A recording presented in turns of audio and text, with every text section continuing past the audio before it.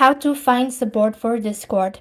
You can find support for Discord through its official support portal by submitting a request via their online form, by searching or by simply searching the Comprehensive Help Center.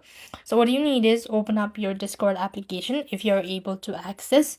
Click the U section from a bottom right corner, then click the gear icon from a top right hand side corner. And here you just need to scroll down to the section of support. So, click on the support section.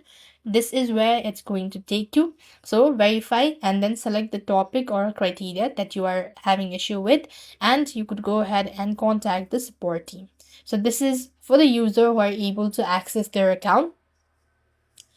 And what about those users not able to access their account? So simple steps, you just need to exit out of this page and open up your browser, any browser whichever is convenient. Type in Discord support on the search bar. And here you go, you have the link, click that out, and this is where it's going to take. So that's it. I hope the video was helpful. Make sure to like, share, and subscribe. Thank you for watching. See you in the next video.